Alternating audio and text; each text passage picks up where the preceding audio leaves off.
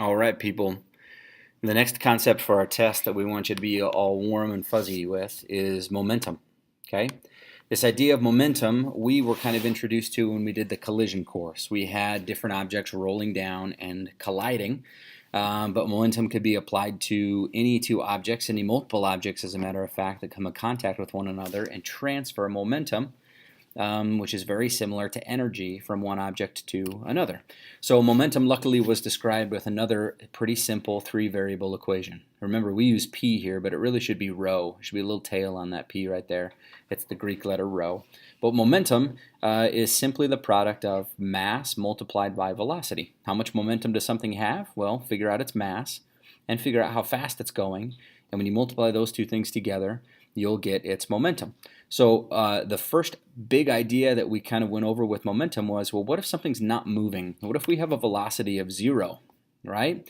If something isn't moving, you can take any mass and multiply it by 0, and you're going to end up with a momentum of 0, right? So the object must be moving to have any momentum in the first place. So when objects start to collide, momentum can be transferred from one object to another. Okay? As long as one of them is moving, after the collision, that momentum can transfer either partially or completely to the other object, right? I told you to go watch a sumo wrestling match sometime.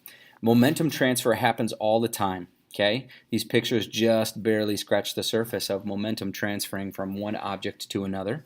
In billiards, that cue ball is given momentum, and when it collides with another ball, sometimes the cue ball stops, but oftentimes it continues to move. And so some of its momentum is transferred to another ball, and some of its momentum stays with it and can move to be transferred to another ball.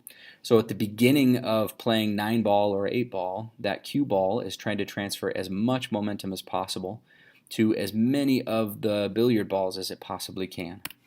All right, so that's kind of it for momentum.